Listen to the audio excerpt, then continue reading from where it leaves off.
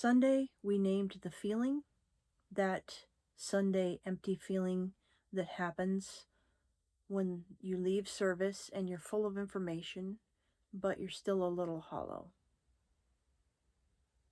But today, I want to show you why that actually happens. Not as a vague spiritual concept, but as a structural reality about how you're actually built.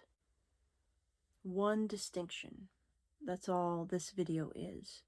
But I think once you see it, a lot of things are going to start to make more sense. There's a verse in Hebrews chapter 4, verse 12, that says the Word of God is living and active, and it divides between soul and spirit. And notice the word divides.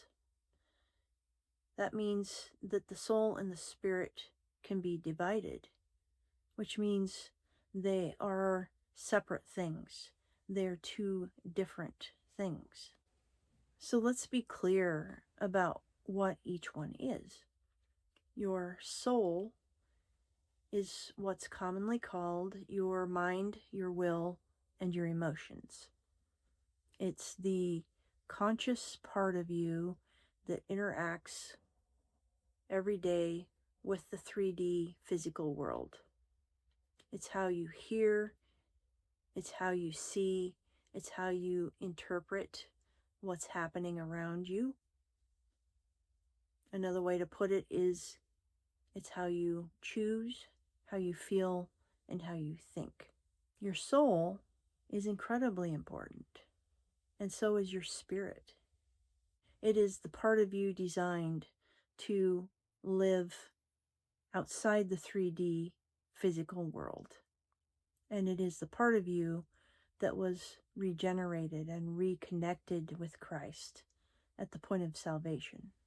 Most of us were taught that at that point of salvation, our spirits are made whole, complete, and perfect. And there's beautiful truth in that. Positionally, that's exactly right. That is settled.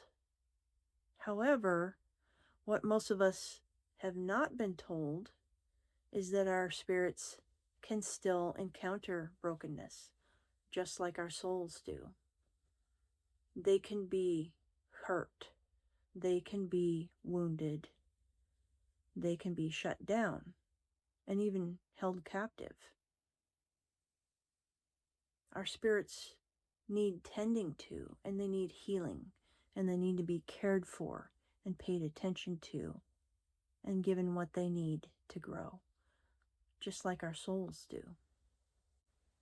And we'll go deeper into that in the weeks ahead, but for today, what I want you to hold on to is this.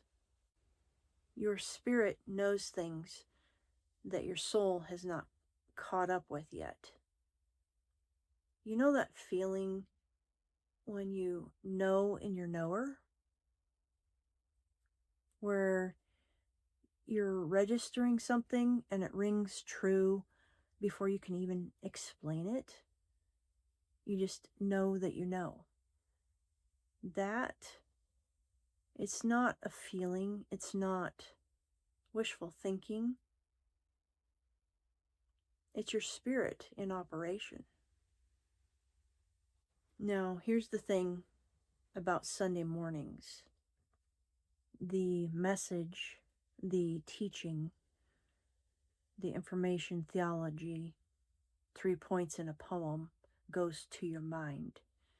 The music, the worship goes to your emotions. You're lifted, you feel, you are experiencing the atmosphere. And the community, that sense of belonging, goes toward your will to connect. And all of that is soul level work. It's good, and it's real, and it's not enough. Because none of that is specifically designed to engage your spirit. It may reach your spirit, but it's targeted for your soul. Spirit level work is different. Instead of dealing in the realm of information, the spirit deals in the realm of revelation. It receives inputs in a different way than the soul does. Something lands in a different place, and your spirit often will say yes before your soul can even analyze it.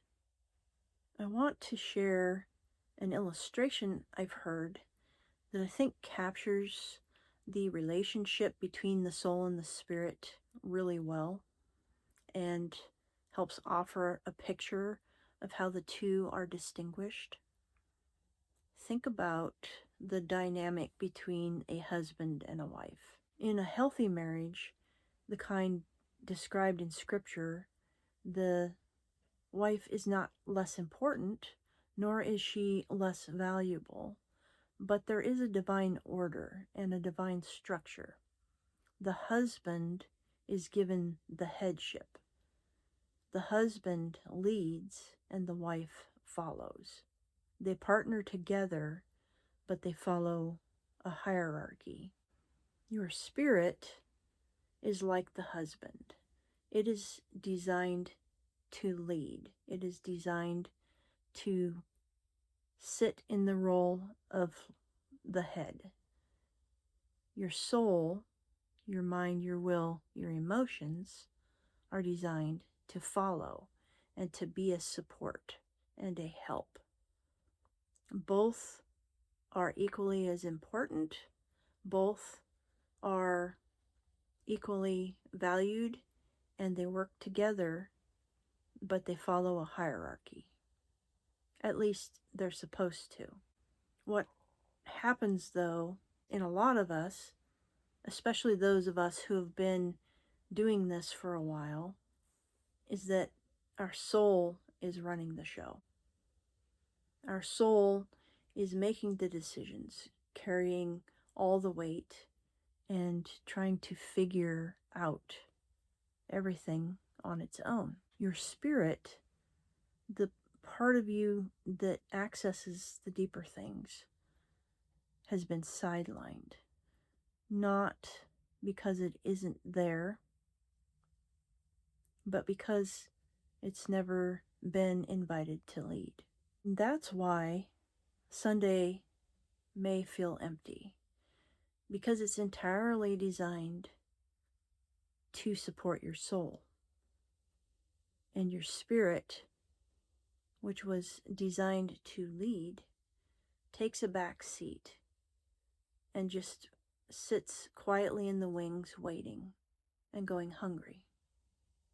Once you understand this distinction, that Sunday emptiness isn't so mysterious anymore. It has a clear structural cause. You were showing up to get fed, and your soul was getting something. But your spirit, the part of you designed to lead, was going home hungry. And now that you know about your spirit and what it needs, you can start to find what actually feeds it. And that's what we're building toward, week by week together. Next week, we're going to go deeper, and I'm going to show you all three parts and why understanding this changes everything about how you approach your faith. Subscribe so you don't miss this. And if you're just finding this channel, I have a free starter guide that's a gentle on-ramp to all of this. The link is in the description. Go steady.